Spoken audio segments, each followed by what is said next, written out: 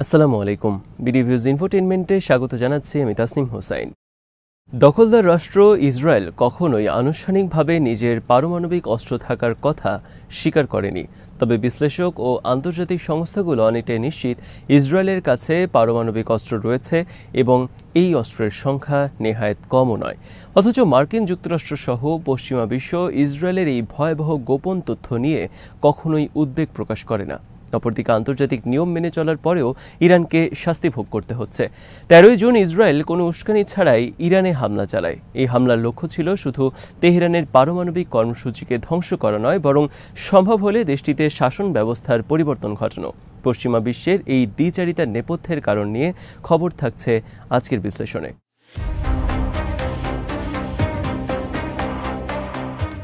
বিনা উস্কানিতে ঘুমন্ত তেহরানের ওপর ইসরায়েল যেই ভয়াবহ হামলা চালিয়েছে তাতে শতাধিক মানুষ নিহত হয়, যার মধ্যে রয়েছেন 2 ডজনেরও বেশি পারমাণবিক বিজ্ঞানী এবং 20 জনের বেশি উচ্চপদস্থ সামরিক কমান্ডার।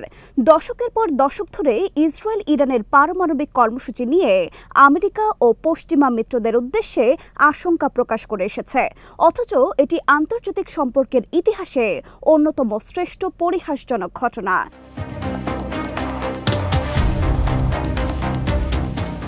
ইসরায়েলকে বহুদিন ধরেই পারমাণবিক অস্ত্রধারী রাষ্ট্র হিসেবে ধারণা করা হয়, যদিও তারা কখনো আনুষ্ঠানিকভাবে তা স্বীকার করেনি এবং কৌশলে পারমাণবিক অস্ত্র বিস্তার রোধ সংক্রান্ত আন্তর্জাতিক চুক্তি নিউক্লিয়ার নন প্রলিফারেশন ট্রিটি বা এনপিটিতে যোগ দিতে অস্বীকার করেছে।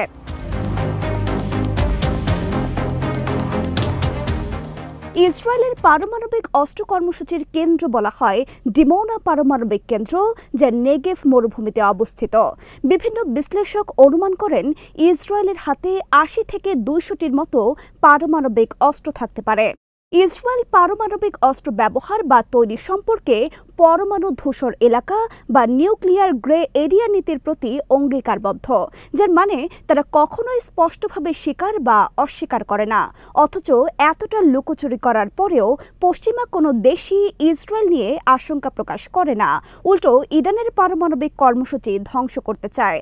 অথচ ইরান এমন একটি দেশ যা এনপিটি চুক্তিতে ঠিকই স্বাক্ষর করেছে এবং চুক্তি অনুযায়ী জাতিসংঘের প্রতিনিধি দল বা আইএইএ এর কর্মকর্তাদের নিয়মিতভাবে ইরানের পারমাণবিক স্থাপনাগুলো পরিদর্শনের অনুমতি দিয়ে আসছে।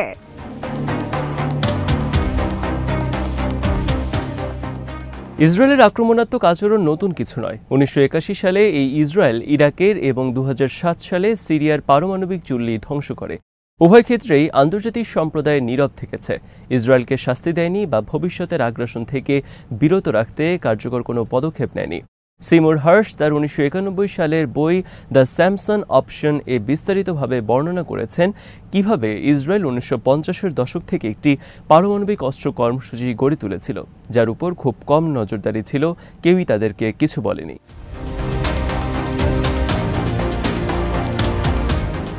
1960 সালে মার্কিন গোয়েন্দা ও এয়ার অবজারভেশনের মাধ্যমে ইসরায়েলের দিমোনা পারমাণবিক কেন্দ্র আবিষ্কার করে। ইসরায়েল প্রথমে বলেছিল এটি একটি বস্ত্র কারখানা, পরে এটিকে গবেষণাগার হিসেবে উল্লেখ করে, কিন্তু শেষ পর্যন্ত সত্য উন্মোচিত হয়েই যায়। পারমাণবিক বিস্তার রোধে দৃঢ়ভাবে বিশ্বাসী কেনেডি এই গোপন পারমাণবিক কার্যক্রমকে বিশ্বব্যাপী স্থিতিশীলতার জন্য হুমকি হিসেবে দেখতেন।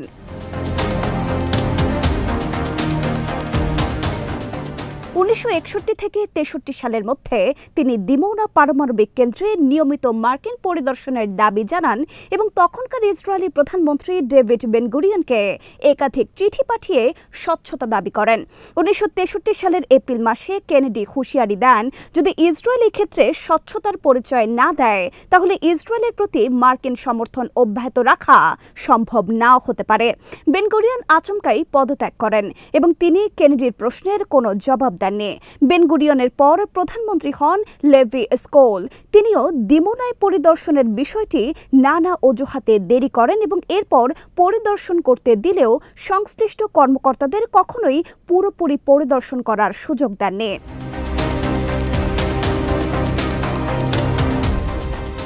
আমেরিকান ইতিহাসবিদ মার্টিন স্যান্ডলার দীর্ঘ পর্যালোচনার পর বলেছেন, কেনেডি হত্যাকাণ্ডে ইসরায়েলি গোয়েন্দা সংস্থা মোসাদের হাত থাকতে পারে, আর মোসাদ এই হত্যাকাণ্ডটি করে যাতে ইসরায়েলকে পারমাণবিক প্রকল্প নিয়ে আর চাপ দেওয়া না হয়। কেনেডির মৃত্যুর পরে তার উত্তরসূরি লিন্ডন বি জনসন ইসরায়েলের প্রতি নমনীয় হন এবং কেনেডির দাবিগুলোর ব্যাপারে অনেকটাই ছাড় দেন। তিনি ইসরায়েলের পারমাণবিক কর্মসূচিও বিনা বাধায় চালিয়ে নেবার অনুমতি প্রদান করেন।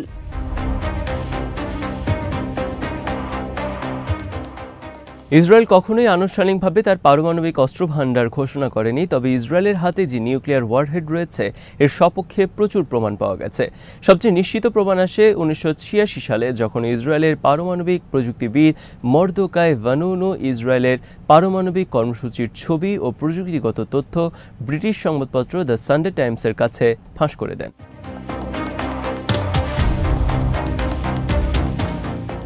বিশেষজ্ঞরা 1980-র দশকের মাঝামাঝি সময়ে এসে জেনে যান ইসরায়েলের কাছে অন্তত 100টি পারমাণবিক যুদ্ধাস্ত্র ছিল।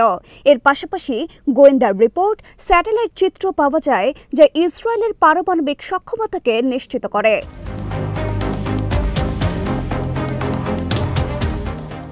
সাবেক মার্কিন প্রেসিডেন্ট জিমি কার্টার এবং পররাষ্ট্রমন্ত্রী কলিন পাভেল উভয় প্রকাশ্যে ইসরায়েলের পারমাণবিক অস্ত্র থাকার কথা স্বীকার করেছেন। বিশ্লেষকরা ধারণা করেন বর্তমানে ইসরায়েলের কাছে 100 থেকে 400টি যুদ্ধাস্ত্র রয়েছে, যা ক্ষেপণাস্ত্র, সাবমেরিন এবং বিমানের মাধ্যমে টার্গেটে পৌঁছে দেওয়ার ব্যবস্থাও রাখা হয়েছে। তারপরেও ইসরায়েলের বিরুদ্ধে কখনো নিষেধাজ্ঞা আরোপ করা হয়নি।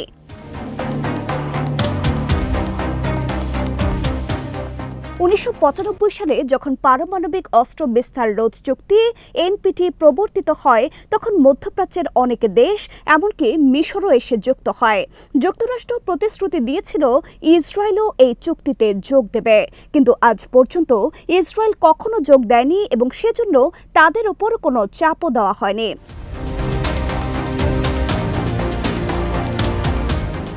1974 সাল থেকে ইরান, মিশর এবং অন্যান্য অঞ্চলের শক্তিগুলো মধ্যপ্রাচ্যকে পারমাণবিক মুক্ত করার দাবি করে আসছে। 40 বছরের বেশি সময় ধরে জাতিসংঘ সাধারণ অধিবেশন এই বিষয়টি বারবার নিশ্চিত করার চেষ্টা করেছে। ইরানও জাতিসংঘের আহ্বানে সাড়া দিয়ে এনপিটিতে স্বাক্ষর করেছে, কিন্তু ইসরায়েল বরাবরই এই বিষয়টি উপেক্ষা বা প্রত্যাখ্যান করেছে।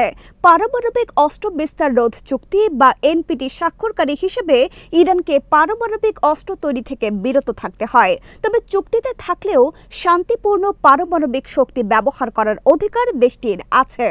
আন্তর্জাতিক পারমাণবিক শক্তি সংস্থা বা আইএইএ ইরানের পারমাণবিক স্থাপনা হাজারবার পরিদর্শন করেছে, কিন্তু কোনোবারই তারা ইরানের পারমাণবিক অস্ত্র থাকার প্রমাণ দিতে পারেনি।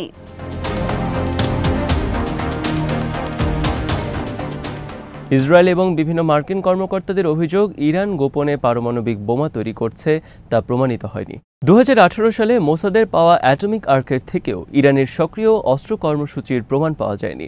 2003 সাল থেকে মার্কিন জাতীয় গোয়েন্দা প্রতিবেদনগুলো চূড়ান্ত অভিমত জানিয়ে দেয় যে ইরান 2003 সাল থেকে পারমাণবিক অস্ত্র কর্মসূচি বন্ধ করেছে এবং এরপর থেকে কখনোই এই প্রকল্প আর শুরু করেনি। 2025 সালের মার্চ মাসেও মার্কিন জাতীয় গোয়েন্দা সংস্থার পরিচালক তুলসি গ্যাবার্ড নিশ্চিত করেছেন ইরান পারমাণবিক অস্ত্র তৈরি করছে না। ইরান কখনো যুদ্ধাস্ত্র সরবরাহ ব্যবস্থা বা বিস্ফোরক ট্রিগার তৈরি বা পরীক্ষা করেনি। এটিও দেশটির পারমাণবিক অস্ত্র না থাকার প্রমাণ, কেননা যা পারমাণবিক অস্ত্র কর্মসূচি কখনোই এমন পরীক্ষা ছাড়া সম্ভব নয়।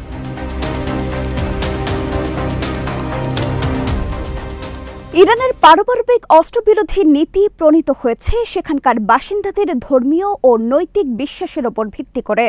দেশের সর্বোচ্চ নেতা আয়াতুল্লাহ আলী খামেনি 2003 সালে একটি লিখিত ফতোয়া জারি করেছেন, যেখানে ইসলাম ধর্মে পারমাণবিক অস্ত্রকে নিষিদ্ধ ঘোষণা করা হয়েছে। এই ফতোয়াটি পরবর্তীতেও বহুবার দেওয়া হয়েছে।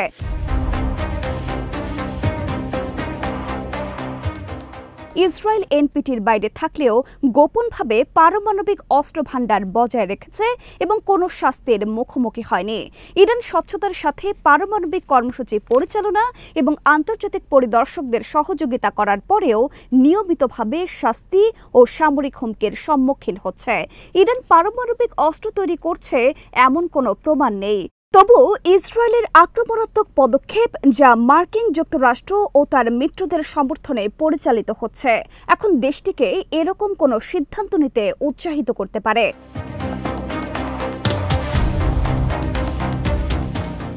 একটি রূঢ় সত্য যা উত্তর কোরিয়া অনেক আগে শিখেছে তা হলো পারমাণবিক অস্ত্র ধারণ করা একমাত্র কার্যকর প্রতিরক্ষা ব্যবস্থা যা শাসন ব্যবস্থার পরিবর্তন এবং বিদেশি আগ্রাসন রোধে সবচেয়ে বেশি সহায়ক হয়। যদি ইরানের কাছে পারমাণবিক অস্ত্র থাকত তাহলে এর ওপর হামলা হতো না। পশ্চিমা মোড়লদের এই দ্বিচারিতার কারণে এবং ইরানের পরিণতি দেখে আগামীতে অনেক দেশই হয়তো নিজেদের শক্তিশালী অবস্থান ধরে রাখার জন্য পারমাণবিক প্রকল্পের দিকে ঝুঁকে যাবে।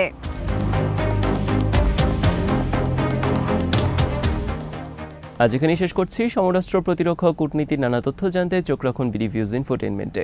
চ্যানেলটি ভালো লাগলে সাবস্ক্রাইব করুন, সংযুক্ত থাকুন আমাদের ফেসবুক পেজে। আল্লাহ হাফেজ।